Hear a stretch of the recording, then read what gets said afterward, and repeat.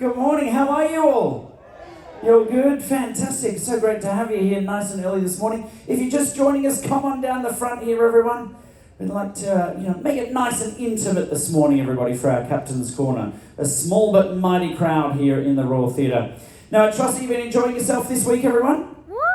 Yes, fantastic. You've been wandering around this beautiful ship thinking about how she operates and how the crew live at sea for months on end and all that sort of stuff. Well, this morning, everybody, is your opportunity to ask some of those questions. You've got a fun fact sheet, I hope that you picked up on the way in. It's got some great details on there, and you can really find some great information out there as well. And it might ignite some questions for you to ask this morning. But of course, we need somebody to answer the questions that you will be asking this morning. So ladies and gentlemen, without further ado, would you please put your hands together for the master of the vessel, Captain Trim!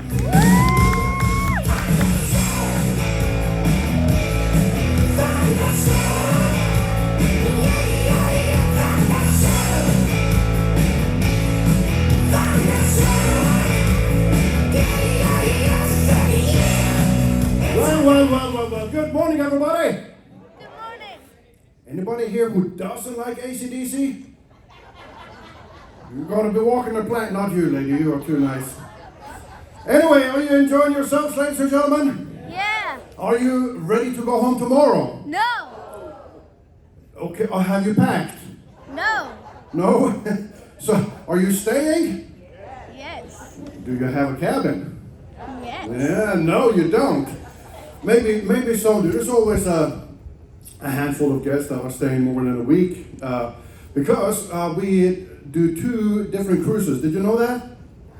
So tomorrow, most of you will all go home, and then we will have another 7,000 guests coming on board, and we will be leaving at 4:30. We're going to go to Coco Cay on Monday, and so last time when we were in Coco Cay, right? Remember we had to turn left to go to Cozumel. Now tomorrow, on Monday, when we go back to Coco Cay, now we have to remember to turn right. And that can be difficult. And because we're going to go to St. Thomas and St. Martin. And then we come back to Canaveral. So 1 week we do Eastern, 1 week we do Western. And this is the Western cruise that you guys have done, right? So now do you want to stay? Yeah. Cozumel? Yeah. No, you've been there. Do you want to go to St. Thomas? Yeah. Have you been there before? No. It's very good for shopping. Anybody wants a Rolex or another diamond ring? Nobody? Okay. Anyway, I know it's early. Did you guys go to bed early last night so that you could have a good night's sleep, or did you stay up until midnight and now it's really 1 o'clock, right? Yeah, this is what happens. It is much better when we get an extra hour of beauty sleep, right? I mean, just, now we lost an hour of beauty sleep. Just look at me, it clearly shows. Anyway, ladies and gentlemen, I started to do the Captain's Corner here many years ago. I was captain on the Sovereign of the Seas. This is back in 2002. 2002. Anybody remember that ship? Sovereign, good old Sovereign. She was the world's largest cruise ship when she came out. She was delivered to us in 1988. She was 860 feet long. She could hold about 2,775 guests. She could hold about 880 crew. And she would sail out of Miami all the way down to St. Thomas, St. Martin, also San Juan, Puerto Rico. That's what we did back in those days. So when I got captain, that's actually the ship that I started at way back in May of 1990. So I had been here for more than 34 years. I was only 8 years old when I started. Yeah. So it's been a fantastic company to work for, there's no doubt about it. So I have had several promotions on the actual Sovereign, and it is also the ship that I was promoted to when I became full-time captain back in 2002. And back then, we actually sailed out of Canaveral, and we did a 3 and 4 day cruise. So we went down to Coco Cay and to Nassau, and then back to Canaveral. So do you know so in Coco Cay, there's a nice pier that we dock at and stuff. So before the pandemic, actually this was built and finished in 2019. Before that, do you know what we had to do? We dropped the anchor, and then we had these little boats, tenders we call them, ferrying people back and forth. What happened quite often there, do you know? We had to cancel because even though the sun could be shining and all that fun stuff, nice, beautiful day, but a little bit too windy, and that causes waves to build up, makes it unsafe for the tender operations, so we couldn't move people back. So now we had to pick up the anchor and leave. Back okay, you know, the wind was the sun was there, but couldn't do it. So obviously this was a little bit of a difficult situation for us, and I always tried to explain to all of our guests on the microphone, you know, on the bridge, do the PAs, and it was difficult to get all that information out. So what I did this one time, I said, ladies and gentlemen, I'll be in the theater at 2 o'clock this afternoon, and explain it to you. And when I got there, it was packed. There was 2,000 people there, I swear. And it took about 12 seconds to explain the weather, and people couldn't care. They could see the wind, they saw the waves, so that was not a problem. But now they started to ask me questions, all kinds of questions, and I had, you know, I wasn't prepared for that, having not done it before. They even asked me what underwear, boxers or briefs. I said I'm not wearing any. So, you know. Anyway, so ladies and gentlemen, this is how the Captain's Corner started, way back then. And I have done it every single cruise since then. And I think all of our captains, if not, well, most, if not all, are doing it on the ship that they're on. Have you guys been to a Captain's Corner before? You have not? Some of you have? So it is happening for sure. It is quite popular. And obviously we are all different, you know, as captains, which is good. Some are good looking like me and some are not. Come on. It is early, I know that, but anyway, so yeah, it is quite popular. So a lot of captains, they like to have more help here, or people here on the bridge, like the hotel director for the hotel side questions that comes, maybe the chief engineer for more technical questions. I like to do it on my own for 2 very good reasons. First, I get to talk all the time. Secondly, I get to control the answers. Muy importante, as they say in Germany. Yeah. This lovely lady, she gets my jokes all the time, but she's the only one in the audience, I think. Anyway, ladies and gentlemen, so we have Eden over here. She has a microphone. She will be walking up and down the aisle. If you have a question, raise your hand up there. She will come to you. And same here, Regina also is going to be walking up and down this aisle here. So if you have a question, remember, anything goes. You can ask any question, and I can guarantee you an answer if it is a correct one or not. It might not be. Hopefully you don't catch me. Okay? So who wants to go first? I saw a hand up here. Yeah, here. Right. Let's go. Anything goes. Hold side. Yeah. Hang on, your microphone doesn't work. Maybe we should turn it on. No, go fix your microphone and let's go over here. Okay, let's just stay here. Good morning. Yes. I live very close to the port in New Orleans, and Brilliance of the Seas is going out October, November, December, January, February, and March. And I think I have 4 or 5 cruises booked there. But are there any plans after March to have New Orleans with a ship? Any cruises that Royal Caribbean has past that? Well, okay, so New Orleans is one of these ports that are, it has to do with supply and demand, right? And for the different seasons we have is more in demand for New Orleans. Same thing with Tampa, Galveston, for example. We have a ship there now full time. We've had it for a while, New Orleans has not been a full time year-round port for us. But this is something that our deployment group in our headquarters in Miami, they are working on this constantly and trying to figure out where we can send our ships, where can we turn around our ship, use it as a home port, like our home port is Cape Canaveral, right? And so this is what they're working on. So the itineraries changes quite a bit, And not every ship, so these ships here, we can't get in to New Orleans. So there's a certain size limitations, and that also puts a little extra pressure. So you go back to your governor and say, we need money to build more piers, right? Bigger and better. We might have a full-time ship there. But yeah, good question. Yes, ma'am. What kind of education / training do you need to do to become a captain of a cruise ship? Not a lot.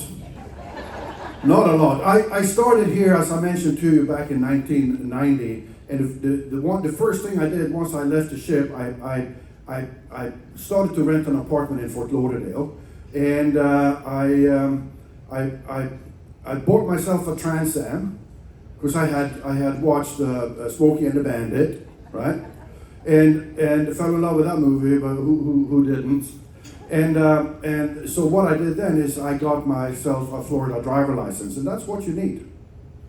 Because if you can navigate I-95, you can do anything, right?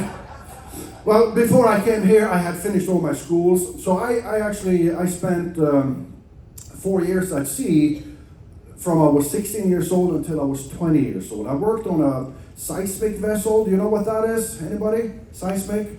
So these are the type of vessels that are out in the world looking for oil down below, right?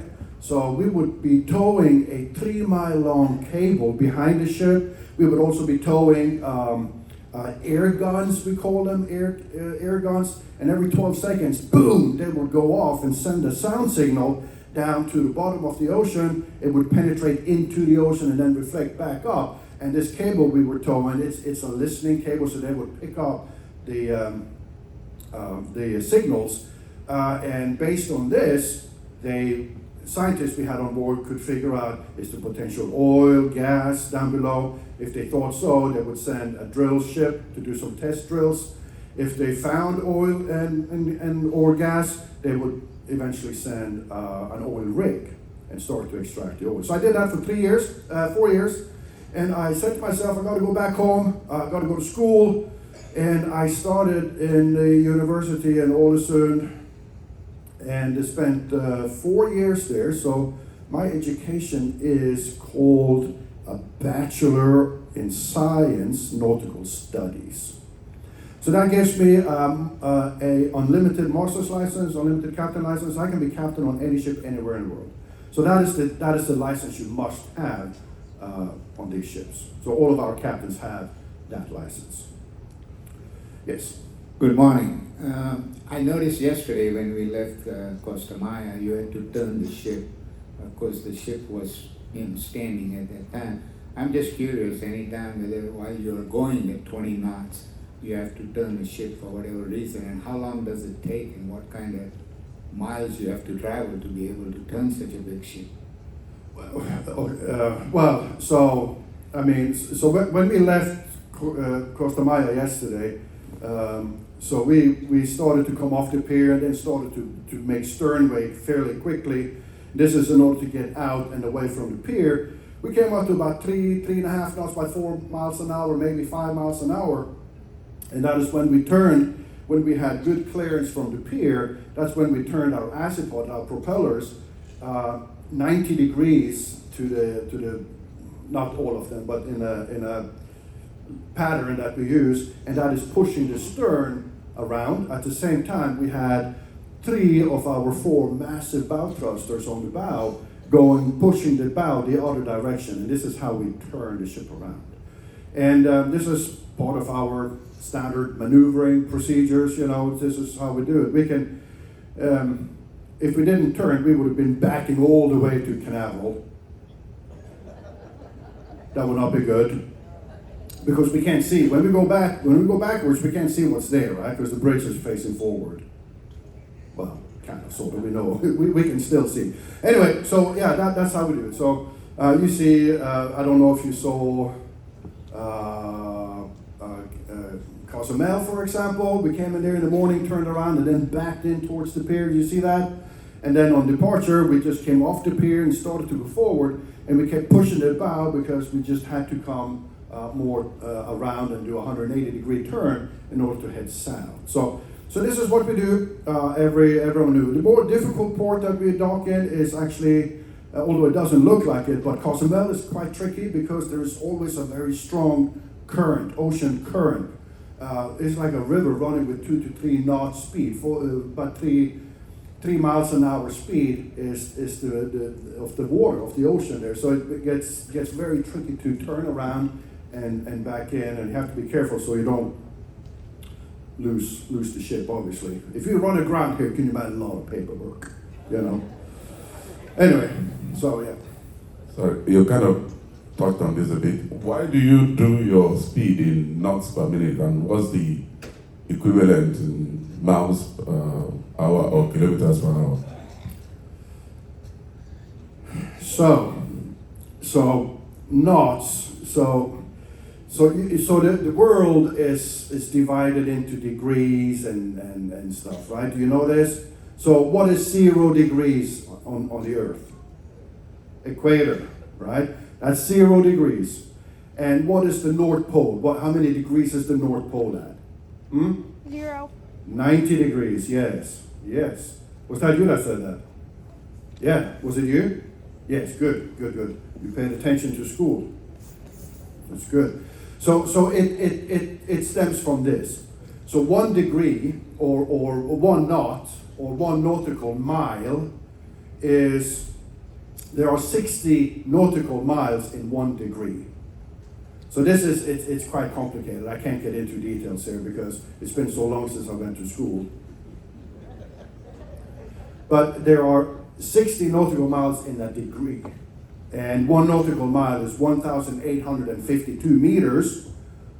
A statute mile, a land mile like you in the United States is 1,609 meters. I don't know how many yards that is, but you know, how many feet is it? How many feet is a mile? You know? 5,280. So how did you get to a mile? So how did you figure out a mile in America? What's the reason for the mile? Huh? Guys, we're all Americans here, right? Can we get you to change to the metric system? It is so much easier. No more feet than inches, or gallons, or yards. Anyway, so the Canadians managed. There's hope. So anyway, so yeah, so a mile is exactly 15% different than a nautical mile. So if we go 10 knot speed, that is 11 and a half miles per hour. If you do 20 knots, like now, we're about 22 knots. So 20 knots is exactly 23 miles per hour. So this is how it kind of goes. Sometimes I say it, sometimes I don't, but it all depends if I remember it or not when I do my noon announcement. All right, over here. Yes, sorry. So, do you have a family or wife or anything like that? And do they live on board with you, or how often do you see them? So one of the perks that I have is that I can have my wife. I'm married. We actually, many years ago, what is it now, 18, 19 years, we flew to Las Vegas, and we got married in the Little White Wedding Chapel. Yeah, isn't that cool? And then we went to the casino and lost money. But it was still a good day. Yeah, so part of my perks is that my wife, she can cruise with me my whole contract. So I'm on board for 10 weeks at a time, 10 weeks on and 10 weeks off. So for the 10 weeks that I'm on board, she can also come and cruise with me the whole time that I'm here. But of course, I haven't told her that. I have. She's actually here with me right now. She's sitting over there listening to what I'm saying. Hello, darling. Now you know who's in charge. So yeah, my wife can sail with me, mom and dad, and you know, I can have friends that I can ask to come and cruise and stuff. So yeah, we have some perks, which is good. I did mention, so we work, so I work 10 weeks on and then 10 weeks off, right? So I have now been on board, actually I've done 11 weeks this time. So tomorrow, I'm going home. Yeah, I have a, yeah, thanks for the 3 clappers.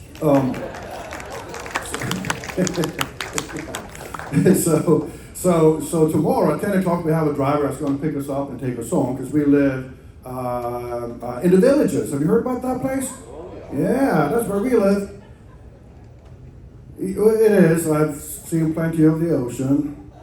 So yeah, we used to live in South Florida for many years, but it got so crazy with people there and traffic and stuff. We sold it and moved to the Villages, bought ourselves a brand new house on the golf course and a brand new golf cart and all that fun stuff. So yeah, it's a interesting but very good living. So 10 weeks on, 10 weeks off, that is what I do. The navigation officers, myself, the chief engineer and his engineering officers. So 10 weeks on, 10 weeks off. So for every day we work on board, we earn 1 day of vacation, right? You see that? So that is very good. 10 weeks off is very good. Now, the hotel director and her officers, like the cruise director here, the guest service manager, food and beverage, and these all 2.5 stripe officers and above on the hotel, they work 4 months on board or 16 weeks on board, followed by 8 weeks vacation. So they have to work 2 days for every day of vacation they get, and this is typically because they don't work as hard as we do. No? Not true. It's not true. Not true, he says. Well, maybe we have better negotiators. Maybe that's what it is. That's it. That's it. So, and the majority of the crew, they work somewhere between 6 and 9 months on board, followed by 8 to 10 weeks vacation. So that's kind of sort of how it works. Yes? So if you're here, who's in charge of the ship at the moment? Well, I am still in charge. Who's controlling it? I can boss people around. Well, so now, why do you care? You're just going around in circles. So obviously we have navigation officers on the bridge. They may not have a captain's license, but they have a navigation off the watch license. So they are, there's 3 of them and they cover the bridge 24/7. There is a lookout up there as well and an assistant navigation officer. So there's 3 people on the bridge when we are sailing out in open waters like this, good weather and all that stuff. If the visibility goes down or if the traffic increases a lot, then we will go to yellow condition. Now we add a senior navigation officer, could be myself, the staff captain, or one of our 2 chief officers.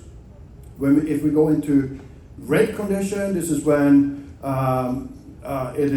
it can be really bad weather, lots of traffic, low visibility, or whenever we come into port and we start the process of maneuvering and bringing the ship alongside, that is when we go into red condition, and I will always be on the bridge, obviously, doing the maneuvers and do all that stuff. If it is an easier port, I will let the younger guys do the maneuver. So yesterday, the staff captain did the departure, I did the arrival. Day before, I did the arrival in Roatan. Hey guys, I'm not done yet. Wow. Towel folding, you have that going on now? Anyway, I'm just kidding. So various people get to do maneuvers on the bridge as part of their training. Eventually, they will become captain. Well, at least they hope so. So they should be good at maneuvering if they get to become captain, right? All right, where are we now?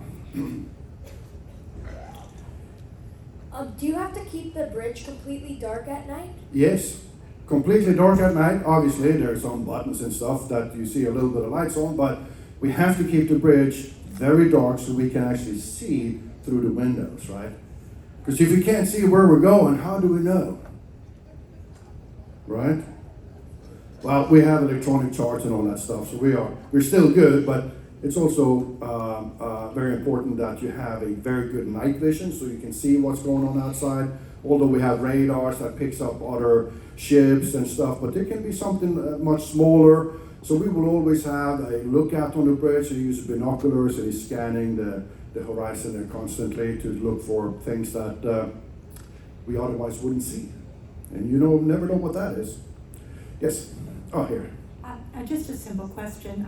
I always thought that the staff captain had to have a full captain's license. The staff captain does. Oh, okay. The staff captain has a full captain's license because if something should happen to me, he must be able to take over the ship, and you have to have a licensed officer to do that. So it's just the other people on the bridge who just have a navigational license. So the navigation officers, most of them already have the license, the master's license, but when you start out as a young officer, the first license you get is officer of the watch. And then you have to sail for several years, and then some countries have, well, you must go back to school for another year, and then you can get your chief officer license. Same thing, a few years later, you can finally go and get your master's license, your captain's license. So some of them have already done it. The younger ones still have to get it done. One more quick question. Yes. With celebrity, we're getting some lady captains, like Captain Kate and that. What's the prospectus for Royal as far as female captains? So we have had 2 female captains here. They are both retired. We have, as of now, we don't have a female captain. We have a couple female staff captains, so their next step would be captain. Here on this ship now, we have a female second officer, so she is young, 24 years old, working her way up the ladder. So eventually, if she stays with us, she could become captain. So it's how should I say it without sounding bad? It's still a man's world. Yeah, thanks, man. It is. There's no question about it. I mean, we are gone for long periods of time and all that stuff. So, but we have on most ships there is a woman as part of the bridge team, for sure. But there are many more men. There's no question about that. Looking for a job? Sure. Yeah. We don't pay a lot, but food is good. All right. Hi there. Have any of your ships ever been involved in a rescue at sea? So I was captain on the Oasis of the Seas when she first came out back in 2009, late 9. I joined there in February in 2010, and we actually did similar runs to what we are doing here. And back in those days, I'm not sure why, but we have picked up several hundred Cuban refugees. And the United States Coast Guard, they actually gave me a medal, which is the highest medal that a civilian can get, because I have rescued so many Cuban refugees. And you should have seen, yeah, thank you. And you should have seen sometimes the boat, if you can call it a boat, that they try to come across from the north coast of Cuba, try to get across so that they can get to Key West or the Keys. I don't know if you know, there is something that's called a wet foot, dry foot policy. So if you manage to get to land and step on dry land, you will be automatically given asylum.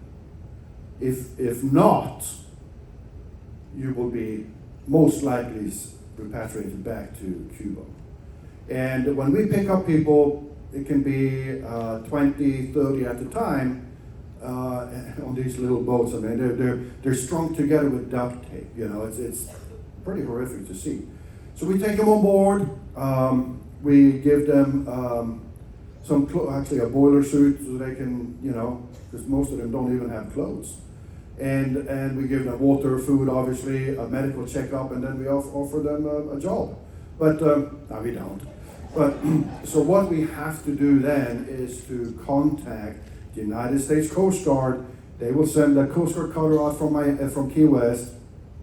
We will meet them somewhere, and then we will transport the refugees from our ship over to the Coast Guard.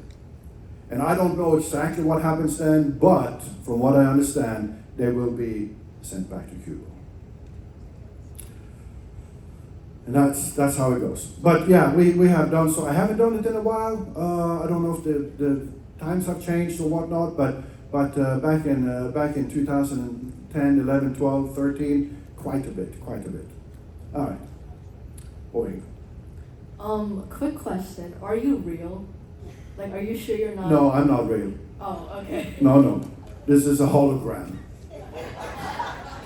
Yeah, well, what do you mean? But do you don't not think that I'm real? Do I not look real to you? Oh, righty then. Well, that's a question for the book. Yes, sir. Over the 10 weeks that you're on duty, I was just curious about the day-to-day, your hours, your schedule, your do you have any leisure in there? What are your hours on? When do you sleep? All of that. So you know, I don't have to do duties on the bridge. I don't have to, so most nights I can go to bed at 10 o'clock and I can sleep the whole night. However, obviously, when we get into tomorrow, for example, we will be approaching the Seaboy at 4:30 tomorrow. So tomorrow I'm up at 3:30 on the bridge. We have a half hour before meeting, the bridge pre-arrival meeting, a half hour before we get there to talk about the maneuvers and all that stuff. And so whatever is happening, I will always be on the bridge. Now, today, sea day, well, I don't have to get up at 4 o'clock in the morning. So today I got up at 7:30, had a shower, went to the bridge, cup of coffee, talked with the boys, make sure that we're on track and the speed and all that stuff. And then I go back typically back to my office and I sit down for a half hour and start to delete emails that comes in from the headquarters. And once that is done, then I come down here and I do this with you guys. And at 11 o'clock we have Veterans Tribute right here. Done with that, then I have my noon announcement and so on and so forth. So the days they go, the afternoons are typically less, and sit down and relax and watch a little TV or news, if you can call any news these days news. But and then maybe we have departure in the afternoon, or so whatever it is. I don't have a set schedule except arrival and departure, if you like. Days off in my 10 weeks on board? No, the captain is never off. I mean, there are certain crew members that will have a day off here and there, like the cruise director, he like 5 days off every now and then. That's what I've been told anyway. I wish. Yeah, I know. No, so most people, there's some people that might have a half day off here and there and stuff like that. Now, can I go ashore, like in Cozumel, bring my wife, go and have some fried fish or something for lunch? Yes, of course, I can do that, but I'm broke. So I'll stay on board and save my money. All right. Oh, the young boy here, yes. So how did he become the cruise director? Did he be a bartender then get promoted, or is it nepotism? Is he your nephew or something? Holy smokes. Let me just say that he bribed a lot of people. Okay, I was thinking it was something like that. Yeah, it is something like that for sure. He started when he was your age. Worked his way up the ladder and became a cruise director. How many years now you been with the company? Nearly 15. 15 years with the company. You also started when you were 8 then? Yeah. Yeah. Start young, start young. All right. Where are we? Over here. How many ships have you operated and been a crew of? Oh, quite a few. I get this question quite often, and I always tell myself I got to go and check my books and start counting. But having been here with this company for 34 years, I have been probably 15 ships for sure, maybe 16. I haven't been on the Icon, but I have been on it, but I haven't captained it. I haven't been on Utopia, which is also new. I haven't been on the Symphony. I haven't been on the Allure, but then most other ships I have been on. So, yeah. Many ships. And now I'm almost retired, so I'm not going to go any further. No, I still have a few years. My wife says at least 10. Yes. I have a question basically about the crew. Like how many cabins are they responsible for, and what is their quarters like? Do they eat the same food? How many people are in a cabin? Just basically how their life is. So on these ships, the Oasis class ships are quite unique in the way that 60% of the crew have single berth cabin, and which is quite good. So obviously, the officers, they have a nicer cabin, depending on if you start as a 1 or 2 stripe officer. Yeah, your cabin is a single cabin. It might be an inside cabin, so you don't have a porthole. If you become a 2.5 stripe officer, now you rise in the ranks, and now you will have a little bit nicer cabin with the porthole. And if you become a 3 stripe officer, now you have a much bigger cabin, and you have a bedroom in there as well. If you become a 4 stripe officer, which is now the chief engineer, the staff captain, and the hotel director, yes, they have a much nicer and bigger cabin and nice bedroom and all that stuff. And then when you become captain, then you have pretty much a palace. I have a nice cabin. It is, what did I count? 850 square foot cabin. So you walk in my cabin, it's really a nice flooring. To the right is a little powder room with a sink and a toilet. To the left is into my bedroom. I have a nice big bedroom with a king size bed and walk-in closet. And then there is also my main bathroom with a big shower, room for 4. And I have a jacuzzi bathtub that I have never used. And then into the living room, which is quite nice and big. There's a little kitchen and all that stuff. And then I can go into my office, and then I can go from my office straight into the bridge. So my cabin is on, I don't get ideas now. Mm-hmm. You want a tour? Anybody wants to go to the bridge after this? Me. How much money? You don't have enough money, guaranteed. You have $50. Let me see it. So yeah, this is how it kind of sort of works. Did I answer that question now? I got carried away by explaining how big of a cabin I have. What do they eat? Yes. Okay. So. Excuse me. I'm more interested in the crew. Like. Well, I am the crew. The ones who clean our rooms. I hear you. So I was going to continue. So the majority of the crew, they have their single cabin. They share the restroom with another cabin. There are still quite a few cabins that have 2 berths in it, and this is how the crew sleeps. No more than 2 people in a cabin. So are you talking about how many cabins do they deal with, the stateroom attendants? Oh, okay. Yeah, I don't enough.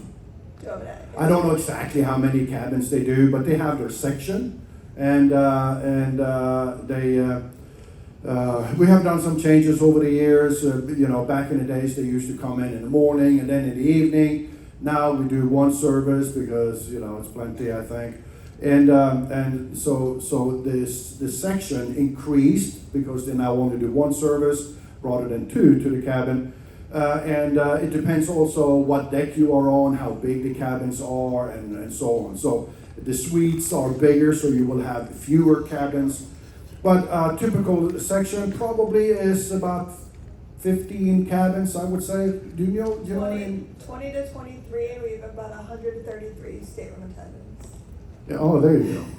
There you go. Finally someone who knows stuff here. Yeah. So, and what they eat, okay, we have a big windjammer, right? You've all been there, right? Our buffet. And we have the same thing for the crew. It's down on deck 2, underneath here, is a massive crew windjammer, also buffet style. Whereas, our guests, you guys, you get I think we're up to 33 different meals per day you have, and the crew gets one. Chicken and rice every lunchtime. No, it's better than that, Mom. It's better. So yeah, there's lunch, breakfast, lunch, and dinner, late snack, evening snacks, middle of the night snacks. So there's a huge variety of food and all that. So they are well fed. Just look at Chris. Anyway. Oh, sorry, I didn't see you there. All right, here we go. So obviously you're the captain, you're the boss. Ultimate decision rests on your shoulders. When it comes to difficult decisions, unruly passengers, walking the plank. Can you share some of those experiences? Well, so we stopped walking the plank a while ago, but we do have unruly guests from time to time.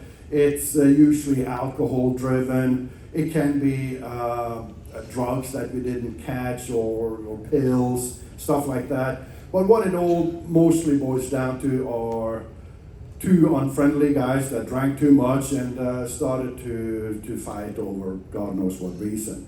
So we have security. You all see them on the gangways and stuff. They also walk around at night.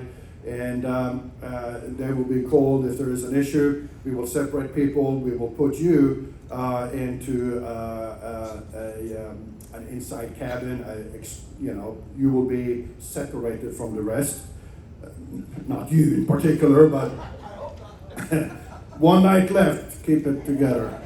So so we will keep that person in there if he's really drunk or something like that. Doctors are involved, and he might sleep it over in the medical facility. The next day, however, we will have a chat with you. I don't, but my staff captain, the guest service manager, security officer, and these people, you are not going to feel as good as you did last night. So, depending on what you did, we might not do anything to you other than revoke your alcohol, so you can't go and buy more drinks. However, your wife could, but if we see it, we try to keep it under control. Now, if you have been fighting and stuff like that, we will send you off in the next port. Police might come and talk to you and might take you off the ship. It depends what it is. FBI will be sent a report for this. They might want to catch up with you at some point, depending on the situation. But we will not keep you on board and release you into the guests when you have already disturbed a lot of guests. We don't want to take that risk. These guys are paid a lot of money to be here. They want to enjoy themselves. They don't want to be around a guy like you. Not you, but you. So this is how we do it. And, we do it quite often, to be honest with you. Domestic disputes, he's shouting and screaming, and if there's any physical, then obviously we will step in and do what needs to be done. We have a jail on board break, which we very seldom have to use, but now it has to be a really serious situation. We have a morgue on board as well, in case you're feeling like that. Is what? No. If anything, it's FBI, and very often, if the person is still on board, they will come, or the sheriff will come and fetch you in handcuffs. And we have the passenger list, and we know exactly who you are, and this goes into the authorities. So, very often we have sheriffs or police waiting on the gangway to fetch John Smith. They take him off in handcuffs, and God knows what to do. I do not know. Yeah, he might see him tomorrow. All right. Anything else you want to know? So you need to behave now, right? Okay. Yes. How bad does the wind push you around when you're trying to dock? This is a big flag. Yeah, so the wind can be quite tricky for us. Anything less than 25 knots or 25, 27 miles an hour is not necessarily a concern to us. If we start to see a gust up to 35 miles an hour, now we are starting to think about the direction of the wind and how it is going to impact if you have to turn around back into the pier and that maneuver. But these ships are really, really powerful. We have 3 massive propellers. They're more than 18 feet in diameter, 5-bladed, and they are called azipods, so they can turn 360 degrees around. So if you want to go sideways, we turn them 90 degrees and we go sideways with them. We add RPMs to them. And then on the bow, we have 4 massive bow thrusters here forward. They're each 7,500 horsepower. So we can maneuver up to 40 plus knots or miles an hour wind. But it becomes really tricky, and if it gets to that, the likelihood that we will rather cancel than to try is very high. But it is actually seldom that we get into those strong winds, except if there's a hurricane. But now we won't go into port anyway. All right. Over on the port side, Captain. What's that? Oh, yeah, over on the port side. Yep. How many countries have you been to? Ooh, that is also a loaded question. I've been, how many countries are there in the world? 201 is very close. I think last time I checked, which was actually yesterday, 195. Yeah, maybe a couple fell off it's a flat earth. So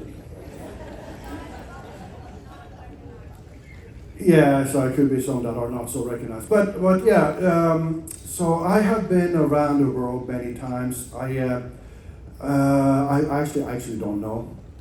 But I've been all over America, many places in Africa, all over Europe. I haven't been to Russia. I don't have any plans to go, at least not yet. But in Middle East, I've been India, the Far East, Australia, New Zealand, Bora Bora. Have you heard about Bora Bora? Yeah, it's fantastic. You need to tell your mom to save money so you can fly down there. Really nice. But yeah, I've been around the world many times. But home is the best, right? Especially if you live in Florida. With all your years of experience, I'm curious to know what has been the most challenging aspect or moment, actually, at sea that you have encountered at sea. Well, we train on every foreseeable problems that we might run into, whether it's a fire, man overboard, collision, grounding, if we run into an iceberg and we start to take on water, blah, blah, blah, blah, blah, down we go. Again, a lot of paperwork. So, but because we train on it so much, we don't run into any of these problems, right? We train a lot. Every week we have a fire drill, lifeboat drill, oil spill drill, man overboard drill. What do? We train on it all the time. And this is why myself, the cruise director, everybody on board knows exactly what to do if there is a fire on board. You hear us announce code words, certain people will go to there, so other people will come here, and we all have a place to go and stuff to do. So, other than weather-wise, haven't really had to deal with many problems. Not that I don't want, we don't want to deal with problems really, going back to my friend over here. So, at the end of the day, if you prepare yourself enough, that will also make sure that accidents don't happen. And that is what we take great pride in here, because the safety of you, our guest, is our number one priority. There's no doubt about that. You know what number 2 is? We have become really good. Really good. As soon as you walk on board the ship, we start to squeeze every single cent out of your pocket as quickly as we can. Now we're good at that, right? But that's number 2. The safety. I'm kidding. We would never do that to you, would we? We would. Yeah, that's right. You got it. So you still owe me $50. You still owe me 50. Yeah, you said you were going to give me $50. You haven't gotten the tour yet. Oh, so come back next week. Is your dad here? Oh, he's not. Well, he's on the cruise. Okay, that's good. Yes. Hi, good morning. I know you said home is Florida. Florida for me as well, so I appreciate that. There's a lot of luxuries I see a lot of times on TikTok or videos of captains that bring some of those luxuries from home, one being an animal. Have you ever brought an animal on a cruise with you? Do you have a cat or anything like that that you keep with you? No. So. I know that's a strange question. I was kind of surprised. Yeah, no, I hear you. I know. I mean, Captain Kate, she actually used to work for us, right? You know, Celebrity. It's part of the Royal Caribbean group, right? So we bought Celebrity. This is now way back in the late '90s, so many years ago. And Kate, she worked her way up as a navigation officer, chief officer, staff captain with us. And when she was becoming ready to be promoted to captain, Celebrity came, because they were all in the same office, shoreside, and said, "Oh, we want to have a female captain," because at the time we had 2. Celebrity didn't have any. So this is how she was then moved from Royal Fleet over to the Celebrity Fleet. She jumped ship, exactly. So yeah, and then she she's very good on TikTok and all that stuff. I am not on TikTok. I am not on Facebook. I couldn't care less. I don't want to be. My wife does, but that's for her business and stuff. But yeah, so there are some that take pictures and move films of. Well, the sun is still shining, right? So so this is how she became captain with Celebrity, and she is probably the best social media captain of us all, right? With her cat, with her hairless cat. Yeah, let's not go there. Yes. Both our waiter and his wife are employees on the ship. Is that a common practice? Say that again. So both your waiters. The waiter and his wife. His wife works at a different component, different food facility. Yeah. So it's a husband and wife that works on board. Correct. And you asked if they are. Is that common? Do you have many? Okay. Couples. Yeah. So I mean, it is quite common that we meet you fall in love and all that stuff. I mean, this is how me and my wife, she worked in the food and beverage area back, when was this, honey? 2002? 2003 or something like that. Or 2000. So, I was young and obviously much more handsome than what I am now. And all of us, this was on the Monarch of the Seas. Anybody been on the Monarch? Yeah, great ship. Same as the Sovereign class, the mega ships. We were sailing out of San Diego, out of Los Angeles, and we sailed down to Catalina Island, to Ensenada in Mexico, and then on a 4-day we would also stop in San Diego. So she worked in the food and beverage. I was the captain. I was young, and all of a sudden I saw this woman coming up behind me all the time. I said, "What's going on?" And it was my wife. She kept following me around until finally I said, "You want to go for lunch?" And the rest is history. We, as I said, we flew in 2006. Actually, 2006, April 15, we got married. So I don't forget tax day. Tax day. Did I answer your question? So yeah. So we have a policy. If you are married, if you are engaged, if you can prove that you are more than just a girlfriend, for 2 days, we will, and there are those as well, we will try to hook you up so that you can stay in the same cabin, which is obviously very good. If you're married, for sure, we will do whatever it takes. We will move people around and all that stuff to make sure that you can stay with your wife and husband. So yeah, That happens. Oh, it is almost time. Oh, we have time for one more a good question this time. Okay, sir. Is it good? You think so? Okay. I took the behind the scenes tour, and the model on the bridge showed the propellers looked to me backwards. And I asked, and they said, no, the propeller is in front of the drive. The pod, yeah. That's correct? Yes, it is. So who told you this? Was it Bob, the guy that was doing the tour? Yeah. Wow, he actually managed to say it correctly. Yes.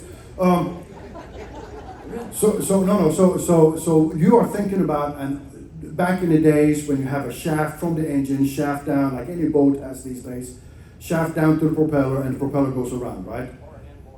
Or an inward outboard, same. Well, yeah, we don't have it, but yeah. So, but these pods, they are facing forward. So the propeller is facing forward. So it is pulling us through the water instead of what you know about is pushing us, right? And the pulling is actually 3% more fuel efficient. It gives you a better energy per nautical mile.